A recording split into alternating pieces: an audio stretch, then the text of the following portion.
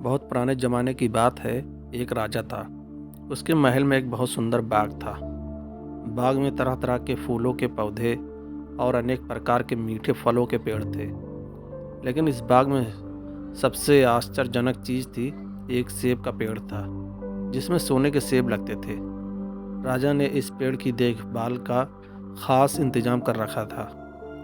जब इसके फल पकते थे तो चौकीदार रात दिन पेड़ का पहरा दिया करते थे ताकि कोई सोने का सेब चुरा कर न ले जाए। लेकिन एक दिन की बात है कि बाग के माली ने जब सोने के सेबों को गिना तो उसमें से एक सेब गायब था। उसने दौड़कर राजा को खबर दी। राजा फौरन बाग में पहुंचा। उसे यह देखकर बड़ा आश्चर्य हुआ कि देखभाल का इतना पक्का इंतजाम होने पर भी एक सेब किसी ने चुरा लिया। उसने ऐलान किया कि कोई सोने के सेब को चुराने वाले चोर का पता देगा तो उसे इनाम दिया जाएगा। सबसे बड़े राजकुमार ने राजा से कहा कि रात में वह पहरा देगा और चोर को पकड़ने की कोशिश करेगा। राजा ने उसको इसकी इजाज़त दे दी। बड़ा राजकुमार रात में पहरा देने लगा, लेकिन थोड़ी देर बाद ही उसे नींद आ गई और वह सो गया। सुबह उठकर जब उसने सेबों को गिना, वह देखकर चकित रह गया। रात भर में एक सेब और गायब हो गया। इसके बाद दूसरी रात मंझले राजकुमार ने पहरा देने का काम संभाला। उसे भी नींद आ गई और तीसरा सेब भी चोरी हो गया। राजा बहुत चिंतित था। दरबारियों की भी समझ में नहीं आ रहा था कि क्या किया जाए। सब लोग उदास बैठे थे कि इतने में सबसे छोटा राजकुमार आया और उसने कहा कि आज रात में पहरा दूंगा और चोर को पकड़ूंगा। राजा इस राजकुमार से खुश नहीं रहते थे। वह उसे मूर्ख भी मानता था। उसने उसे डांटते हुए कहा, तुम क्या समझते हो? क्या तुम्हें इसमें सफलता मिलेगी? तुमसे बड़े और तुमसे ज़्यादा समझदार दोनों राजकुमार इस काम में असफल हो चुके हैं। तुम जाओ अपना काम करो। लेकिन छोटा राजकुमार नहीं माना। उसने राजा से प्रार्थना की कि उसे एक मौका जरूर दिया जाए। अंत में राजा राजी हो गया। राजकुमार रात में पहरा देने लगा। उसने तय किया कि वह किसी भी हालत में नहीं सोएगा और चोर को जरूर पकड़ेगा। जब आधी रात हुई और 12 बजे का आखिरी घंटा बजा तो राजकुमार ने देखा कि एक सुंदर सोने की चिड़िया कहीं से उड़ती हुई आई और सेब के पेड़ पर बैठ गई। उसने देखते देखते सोने का एक सेब तोड़कर अपनी चोंच में पकड़ लिया। राजकुमार ने फौरन निशाना साध कर तीर चला दिया, लेकिन तीर चिड़िया को नहीं लगा और वह पंख फड़फड़ाकर उड़ गई। हाँ, इतना अवश्य हुआ कि एक सुनहरा पंख टूटकर जमीन पर आ गिरा। दूसरे दिन सुबह राजकुमार ने राजा को सारी बात बता दी। वह सोने का पंख उसके सामने रख दिया। पंख इतना सुंदर और इतना कीमती था कि राजा उसे देखते ही रह गया। उसने कहा, अगर चिड़िया का एक पंख इतना सुंदर है तो वह पूरी चिड़िया कितनी सुंदर होगी। मैं चाहता हूँ कि उस चिड़िया को कोई पकड़ लाए। सबसे पहले बड़ा राजकुमार इस काम के लिए रवाना हुआ। चलते चलते वह एक जंगल में पहुंचा। वहां उसने एक लोमड़ी को एक पेड़ के नीचे आराम करते हुए देखा। राजकुमार ने मौका देखकर तीर अपने धनुष पर चढ़ा लिया। वह तीर छोड़ने ही जा रहा था कि लोमड़ी ने चिल्लाकर कहा, राजकुमार, मुझे मत मारो। मुझे पता है कि तुम सोने की चिड़िया की खोज में निकले हो। तुम मेरी राय मानो तो मैं तुम्हारा काम जल्द ही पूरा हो जाएगा। तुम इस रास्ते से सीधे चले जाओ। शाम होने पर तुम एक गांव में पहुंचोगे। वहां तुम्हें आमने सामने 2 सराय मिलेगी। एक सराय खूब सजी सजाई और सुंदर सी होगी, लेकिन तुम उसमें मत ठहरना। तुम उसके सामने वाले दूसरी सराय में ठहरना, जो बहुत मामूली और देखने में भी भद्दी सी होगी। ऐसे करने पर तुम्हारा काम आसानी से पूरा हो जाएगा। लोमड़ी की बात सुनकर राजकुमार को हंसी आ गई। उसने डांट कर कहा, भाग जा यहाँ से। मुझे तुम्हारी सलाह की ज़रूरत नहीं है। यह कहकर उसने तीर छोड़ दिया। लेकिन लोमड़ी बहुत चालाक थी। वह बचकर निकल भागी। राजकुमार आगे चलता गया। शाम को जब वह एक गांव में पहुंचा तो उसने देखा कि वहां सड़क के किनारे सचमुच 2 सराय थी। उनमें से एक सराय खूब सजी सजाई थी और उसके अंदर से लोगों के नाचने गाने की आवाज़ें आ रही थी। दूसरी सराय भद्दी सी थी और वहाँ अंधेरा छाया हुआ था। राजकुमार सजी सजाई सराय में ठहर गया। थोड़ी देर में वह भूल गया कि वह सोने की चिड़िया की खोज में निकला था। उधर जब काफ़ी समय बीत गया और बड़ा राजकुमार नहीं लौटा तो मंझला राजकुमार सोने की चिड़िया की खोज में चल पड़ा। वह भी उसी तरह चलते चलते जंगल में पहुंचा तो वही लोमड़ी उसे भी मिली। इस राजकुमार ने भी लोमड़ी की बात पर कोई ध्यान नहीं दिया। जब वह शाम को उस गांव में पहुंचा तो बड़े राजकुमार की तरह सजी सजाई सराय में ठहरा। वहाँ के नाच रंग में मस्त होकर वह भी अपना काम भूल गया। यहाँ तक कि उसे घर लौटने की भी सुध न रही। अंत में सबसे छोटे राजकुमार ने राजा से कहा कि मैं सोने की चिड़िया की खोज में जाऊँगा। राजा को विश्वास था कि जब उससे बड़े दोनों राजकुमार इस काम में सफल नहीं हुए तो इसे भी सफलता नहीं मिलेगी। लेकिन उसके जिद करने पर राजा ने उसे इजाज़त दे दी। छोटा राजकुमार तैयार होकर सोने की चिड़िया की खोज में निकला। जंगल में उसे भी लोमड़ी मिली। राजकुमार ने लोमड़ी की बात को ध्यान से सुना। लोमड़ी से कहा, ठीक है, तुम जैसे कह रही हो मैं वैसा ही करूँगा। अब तुम जाओ, मैं तुम्हें नहीं मारूँगा। इस पर लोमड़ी खुश होकर बोली, तुम सबसे अच्छे लड़के मालूम होते हो। तुमने मेरी बात का मजाक नहीं उड़ाया और मुझ पर तीर नहीं चलाया। मैं तुमसे खुश हूँ और तुम्हारी मदद करूँगी। आओ तुम मेरी पूँछ पर बैठ जाओ, मैं तुम्हें उस सराय तक पहुँचा देती हूँ। देखते ही देखते लोमड़ी की पूँछ काफ़ी बड़ी हो गई और राजकुमार उस पर बैठ गया। उसके बैठते ही लोमड़ी हवा में उड़ने लगी और थोड़ी ही देर में मैदानों और पहाड़ों को पार करके उसी गांव में जा पहुंची। राजकुमार ने उसकी सलाह को मानकर छोटी और पुरानी सराय में ही डेरा डाल दिया। वह दूसरी सजी सजाई सराय में नहीं गया। दूसरे दिन सुबह उठकर जब वह आगे बढ़ा तो उसे कुछ दूर चलने के बाद उसे वह लोमड़ी फिर से रास्ते में मिल गई। लोमड़ी ने उससे कहा, अब मैं तुम्हें बताती हूँ आगे तुम्हें क्या करना चाहिए। तुम सीधे चलो, आगे चलने पर तुम्हें एक बहुत बड़ा किला मिलेगा जिस पर सिपाही लोग पहरा दे रहे होंगे। तुम सिपाहियों से डरना मत और सीधे अंदर चले जाना क्योंकि वे इस समय सो रहे होंगे। तुम बेधड़क होकर किले में घुसते चले जाना और उनके कमरों को पार करते हुए उस जगह पहुंच जाना जहां लकड़ी के एक मामूली से पिंजरे में सोने की चिड़िया बंद है। तुम चिड़िया को पिंजरे सहित उठाकर किले से बाहर ले आना, लेकिन इस बात का याद रखना चिड़िया के पिंजरे के पास ही एक बहुत सुंदर सा सोने का पिंजरा भी रखा होगा। तुम भूल कर भी चिड़िया को उस पिंजरे में मत रखना। अगर तुम उसे लकड़ी के पिंजरे में से निकाल कर सोने के पिंजरे में रखने की कोशिश करोगे तो बाद में पछताओगे। यह कहकर लोमड़ी ने राजकुमार को फिर से अपनी पूँछ पर बिठाया और थोड़ी ही देर में उसको किले के पास पहुंचा दिया। राजकुमार ने किले के पास जाकर देखा कि सचमुच उसके पहरेदार सो रहे थे। वह बिना डरे सीधा महल में घुस गया और थोड़ी ही देर बाद वह उस कमरे में जा पहुंचा जहां सोने की चिड़िया एक पिंजरे में बैठी हुई थी। पिंजरे के पास ही सोने के 3 सेब पड़े हुए थे। राजकुमार ने फौरन पहचान लिया ये सेब उसके पिता के बाग के ही थे। सोने की चिड़िया इतनी सुंदर थी कि राजकुमार उसको देखता ही रह गया। वह उसको उठाकर लाने ही वाला था कि उसकी नज़र पास में पड़े एक सुंदर से पिंजरे पर पड़ी। वह पिंजरा बहुत सुंदर था और उसमें तरह तरह के कीमती पत्थर जड़े हुए थे। सोने की चिड़िया के लिए वही पिंजरा ठीक मालूम पड़ता था। राजकुमार लोमड़ी की बात को भूल गया और उसने सोने की चिड़िया को लकड़ी के पिंजरे से निकालकर सोने के पिंजरे में बंद कर दिया। लेकिन नए पिंजरे में आते ही चिड़िया ने खूब जोर जोर से शोर मचाना शुरू कर दिया। राजकुमार पिंजरे को उठाकर कमरे से बाहर भी नहीं निकाल पाया था कि बहुत से सिपाही कमरे में घुस आए और उन्होंने राजकुमार को पकड़ लिया। अब राजकुमार को अपनी भूल का पता चला। उसे याद आया कि लोमड़ी ने उससे क्या कहा था, लेकिन अब क्या हो सकता था। सिपाही उसे खींचते हुए राजा के दरबार में ले गए। राजा के पूछने पर राजकुमार ने सारी बात सुनाई। राजा बोला, तुम मेरे महल में चोरी करने के लिए घुसे थे। मैं तुमको माफ़ नहीं कर सकता। तुम्हें फांसी की सज़ा दी जाएगी, लेकिन मैं तुम्हें एक मौका देता हूँ। अगर तुम मेरे लिए सोने का घोड़ा ला दो, मैं न सिर्फ तुम्हें छोड़ दूंगा बल्कि सोने की चिड़िया भी तुमको दे दूंगा। राजकुमार को अपनी जान बचाने के लिए राजा की शर्त माननी पड़ी। अब वह सोने के घोड़े की तलाश में निकला। किले के बाहर जाने पर उसने देखा कि लोमड़ी उसका इंतज़ार कर रही है। उसने लोमड़ी को सारी बात बताई।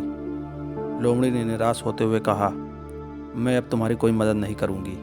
तुमने मेरे कहने के अनुसार नहीं किया। मैंने जिस तरह से कहा था, अगर तुम उस तरह से काम करते तो इस मुसीबत में नहीं फंसते और सोने की चिड़िया तुम्हें मिल जाती। राजकुमार बोला, इस बार मुझे माफ़ कर दो, मुझसे गलती हो गई है। मेरा काम तुम्हारी सहायता के बिना नहीं चलेगा। मुझे राजा ने सोने का घोड़ा लाने के लिए कहा है, वरना वह मुझे फांसी पर चढ़ा देगा। लोमड़ी ने कहा, खैर, मैं तुम्हें माफ़ करती हूँ। अब तुम ऐसा करो कि मेरी पूँछ पर बैठकर सीधे चले चलो। कुछ दूर जाने पर तुम्हें एक दूसरा किला मिलेगा। उसी किले में घुड़साल से तुम्हें सोने का घोड़ा बंधा हुआ मिलेगा।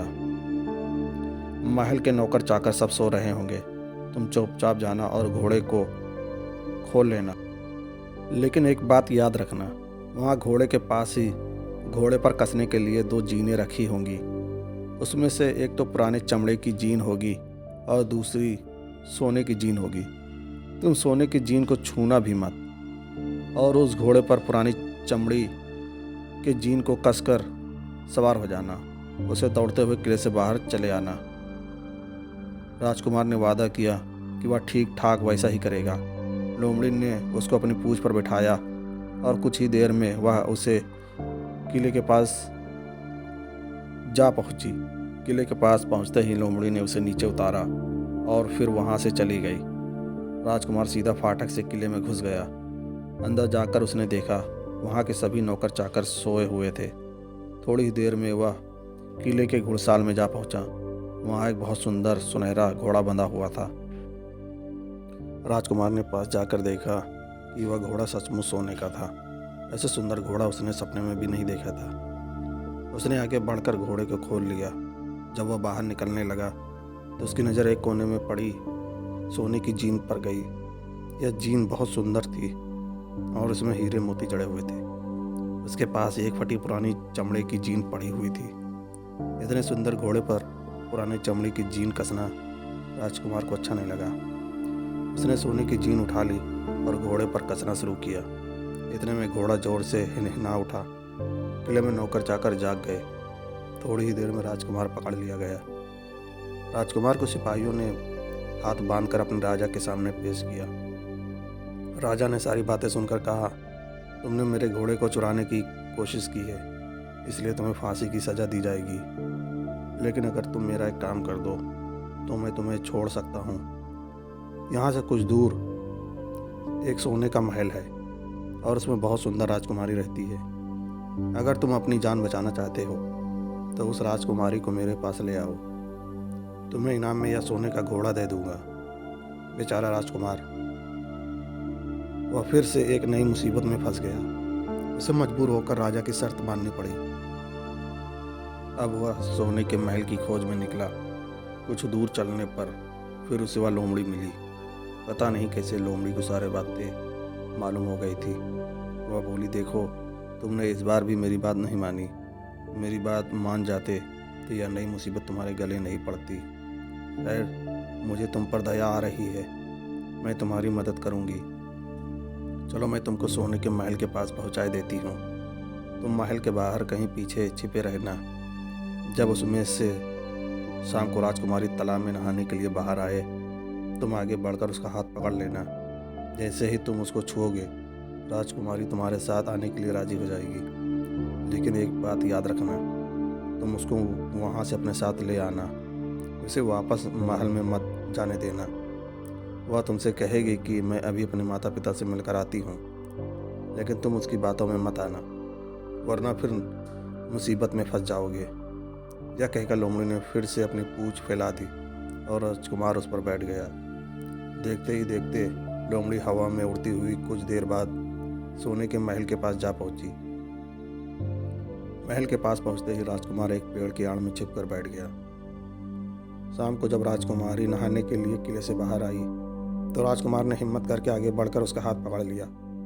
उसके छूते ही राजकुमारी उसके साथ चलने के लिए तैयार हो गई। वह बोली, राजकुमार, तुम मुझे जहाँ भी ले जाना चाहोगे मैं तुम्हारे साथ चलूँगी, लेकिन मुझे थोड़ी देर के लिए अपने माता पिता से मिलाने दो। राजकुमार ने कहा, नहीं, यह नहीं होगा, तुम्हें तुरंत मेरे साथ चलना पड़ेगा। लेकिन राजकुमारी रोने लगी। इतनी सुंदर राजकुमारी को रोता देखकर राजकुमार का मन पिघल गया। अंत में वह राजी हो गया और बोला, जाओ, थोड़ी देर के लिए माता पिता से मिल आओ, लेकिन फिर तुरंत बाहर चली आना। लेकिन राजकुमारी ने जैसे ही किले में पैर रखा, किले के पहरेदार जाग गए और उन्होंने राजकुमार को पकड़ लिया। राजकुमार बहुत पछताया, लेकिन अब क्या हो सकता था। सिपाहियों ने उसे अपने राजा के सामने पेश किया। राजा बहुत नाराज था। उसने उसी वक्त हुक्म दिया, इस राजकुमार को फौरन फांसी पर चढ़ा दिया जाए। यह सुनकर राजकुमार रोने गिड़गिड़ाने लगा। इस पर राजा ने थोड़ी देर विचार करने के बाद कहा, मैं अपनी आज्ञा वापस नहीं ले सकता, लेकिन अगर तुम मेरा एक काम कर दो तो तुम्हारी जान बच सकती है। हमारे किले के ठीक सामने यह जो बड़ा पहाड़ है, इसके कारण हमारे किले की सुंदरता नष्ट होती है। अगर तुम 8 दिन में इस पहाड़ को खोद कर साफ कर दो तो मैं तुम्हें क्षमा कर देंगे और राजकुमारी का विवाह तुम्हारे साथ कर देंगे। राजकुमार किले के बाहर आकर पहाड़ को देखने लगा। उसके हाथ में एक छोटी सी कुदाली थी। उसकी समझ में नहीं आ रहा था कि इतना बड़ा पहाड़ 8 दिन में वह कैसे खोद सकेगा। फिर भी उसको अपनी जान बचानी ही थी, इसलिए वह पहाड़ खोदने लगा। धीरे धीरे 7 दिन बीत गए। इतने दिन तक लगातार खोदने पर भी पहाड़ का सिर्फ एक कोना ही खोद सका। वह दुखी होकर बैठ गया। उसे अब अपने पर बहुत अधिक क्रोध आ रहा था। वह मन में कहने लगा कि अगर मैंने लोमड़ी की बात मान ली होती तो कितना अच्छा होता। लोमड़ी ने मुझको हर बार ठीक सलाह दी, मैं हर बार उसका कहना न मानकर नई मुसीबत में फंस जाता हूँ। राजकुमार इस तरह सिर झुकाए बैठा था कि अचानक उसे अपने पैरों के पास लोमड़ी की पूंछ हिलती दिखाई दी। उसने नज़र उठाकर देखा, सचमुच वही लोमड़ी खड़ी थी। लोमड़ी ने मुस्कुराते हुए कहा, क्यों, क्या हाल है? इस बार तो तुम्हारी मदद करने के लिए मेरी जरा भी इच्छा नहीं थी, लेकिन मैं 7 दिन से तुमको पहाड़ खोदते हुए देख रही हूँ। मुझे दया आ गई है और मैं तुम्हारी मदद के लिए चली आई। जाओ, तुम बहुत थक गए हो, सो जाओ, मैं थोड़ी ही देर में तुम्हारा काम पूरा कर दूंगी। इस पर राजकुमार ने तय कर लिया था, वह लोमड़ी जिस तरह कहेगी वह उसी तरह करेगा। वह चुपचाप उठकर एक तरफ सोने चला गया। थोड़ी ही देर में उसे नींद आ गई। सुबह जब वह सोकर उठा तो उसे अपनी आंखों पर विश्वास नहीं हो रहा था। वहाँ कहीं भी पहाड़ का नाम भी नहीं था और महल का सुंदर दृश्य दिखाई दे रहा था। राजकुमार सीधा राजा के पास पहुंचा। राजा उसके काम पर बहुत खुश था। उसने तुरंत अपने वादे के अनुसार राजकुमारी के साथ उसका विवाह कर दिया। जब राजकुमार उस सुंदर राजकुमारी के साथ कुछ दूर चला तो उसे रास्ते में फिर वही लोमड़ी मिली। लोमड़ी बोली, बधाई हो राजकुमार, राजकुमारी के साथ तुम्हें देखकर मुझे बड़ी खुशी हो रही है, लेकिन अब तुम्हें सोने का घोड़ा और सोने की चिड़िया भी प्राप्त करनी चाहिए, क्योंकि वे दोनों चीज़ें तुम्हारे ही लायक हैं और तुम उन्हें आसानी से प्राप्त कर सकते हो। राजकुमार बोला, लेकिन भला मुझे सोने का घोड़ा और सोने की चिड़िया कैसे मिल सकती है? मैं तो इस राजकुमारी को भी उस राजा के लिए ले जा रहा हूँ। लोमड़ी ने कहा, नहीं, तुम ऐसा काम कभी मत करना। इस राजकुमारी के साथ तुम्हारा विवाह हुआ है और यह अब तुम्हारी ही है। अगर तुम मेरे कहने के अनुसार काम करो तो तुम्हें सोने का घोड़ा और सोने की चिड़िया भी मिल सकती है। तुम पहले इस राजकुमारी को लेकर सोने के घोड़े वाले राजा के पास जाओ। राजा खुश होकर तुम्हें सोने का घोड़ा दे देगा। तुम घोड़े पर सवार हो जाना और सवार होकर सबसे विदा लेना। राजकुमारी से तुम सबसे बाद में विदा लेना। जैसे ही तुम राजकुमारी के पास पहुँचो तुम उसे हाथ से पकड़कर घोड़े के ऊपर खींच लेना और घोड़े को दौड़ा देना। सोने का घोड़ा इतना तेज दौड़ता है कि दुनिया का तेज से तेज घोड़ा भी उसकी बराबरी नहीं कर सकता। जाओ, तुम पहले इतना काम पूरा करो, इसके बाद आगे का काम मैं तुम्हें बाद में बताऊंगी। मैं तुम्हें वहाँ रास्ते में मिलूंगी। राजकुमार ने ठीक वैसा ही किया जैसा लोमड़ी ने उससे कहा था। जब सोने के घोड़े वाले राजा ने खुश होकर उसे इनाम में सोने का घोड़ा दिया तो राजकुमार उस पर सवार हो गया और उससे विदा लेने लगा। अंत में राजकुमारी को उठाकर घोड़े को तेजी से दौड़ाता हुआ किले से बहुत दूर निकल आया। रास्ते में एक पेड़ के नीचे लोमड़ी उसका इंतजार कर रही थी। उसे देखकर लोमड़ी बोली, शाबाश, अब तुम सोने की चिड़िया भी प्राप्त कर लोगे। जब तुम सोने की चिड़िया वाले राजा के पास पहुँचोगे तो वह इस घोड़े को देखकर बहुत खुश होगा। तुम उससे कहना कि पहले सोने की चिड़िया का पिंजरा मेरे हाथ में दे दो, तब मैं यह घोड़ा तुमको दूंगा। जब वह पिंजरा तुम्हारे पास लाए तो तुम पिंजरा उसके हाथ से छीन लेना और घोड़े को दौड़ा देना। बस ऐसी चिड़िया तुमको मिल जाएगी और कोई तुम्हें पकड़ नहीं सकेगा। इस बार भी राजकुमार ने ठीक वैसा ही किया। वह राजकुमारी के साथ ही घोड़े पर बैठा रहा और जब राजा ने उसके हाथ में सोने की चिड़िया का पिंजरा दिया तो उसने देखते देखते एड़ मार दी और सोने का घोड़ा हवा से बातें करने लगा। कुछ दूर चलने पर लोमड़ी उसे मिली। राजकुमार ने उससे कहा, तुमने मेरी बड़ी मदद की है। तुम्हारी वजह से मुझे न सिर्फ सोने की चिड़िया मिली बल्कि सोने का घोड़ा और इतना सुंदर राजकुमारी भी मिल गई। बताओ मैं तुमको क्या इनाम दूँ? मैं तुमको कुछ ना कुछ ज़रूर देना चाहता हूँ। लोमड़ी ने कहा, अगर तुम खुश हो तो मेरा एक काम कर दो, तुम एक तीर चलाकर मुझे मार दो। इस समय तुम यही सबसे बड़ा काम मेरे लिए कर सकते हो। राजकुमार ने कहा, भला यह कैसे हो सकता है? तुमने मेरी इतनी मदद की है और मैं बदले में तुम्हें मार दूँ? मुझसे यह नहीं होगा।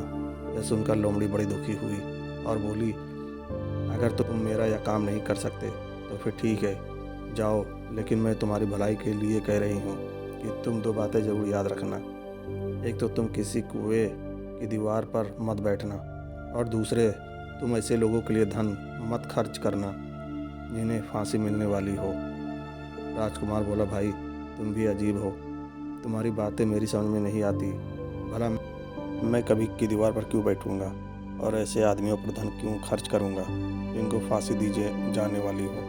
लेकिन लोमड़ी ने उसकी बात का कोई जवाब नहीं दिया और अलविदा कहकर वहाँ से चली गई।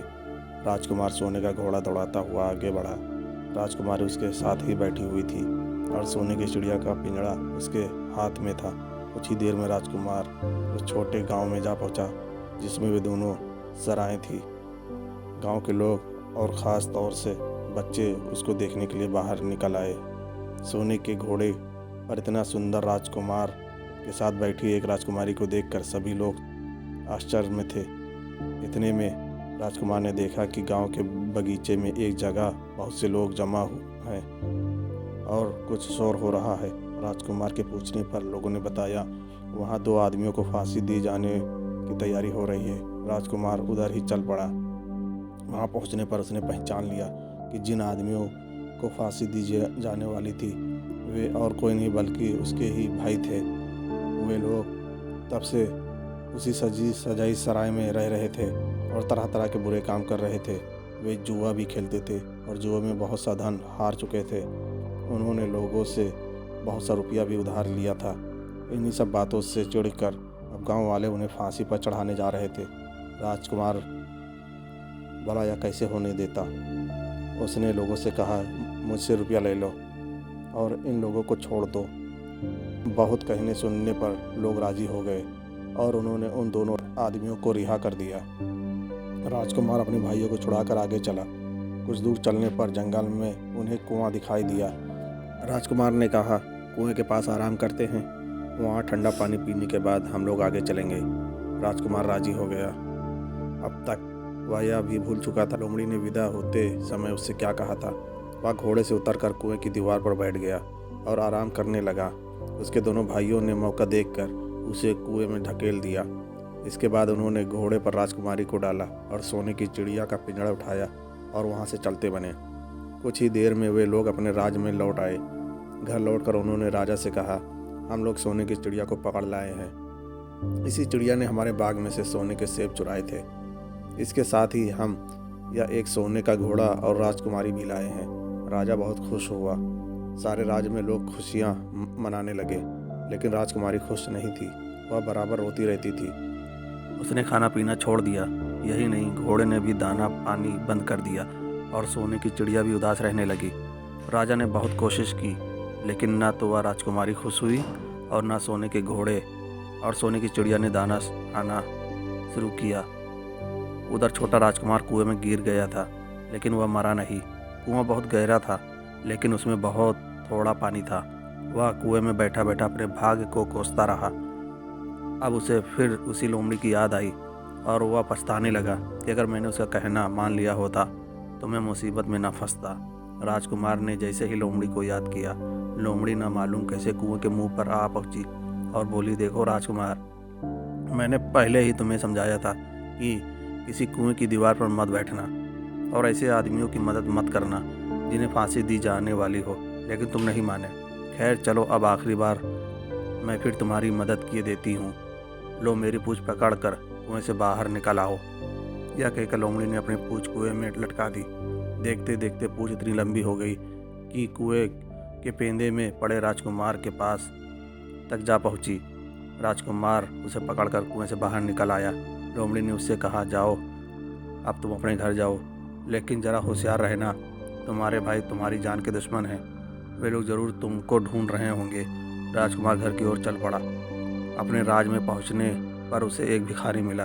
भिखारी को उसने अपने सुंदर कपड़े दान में दे दिए और उनके भद्दे पुराने कपड़े पहन लिए। इस तरह भेष बदल कर वह अपने किले में पहुंचा।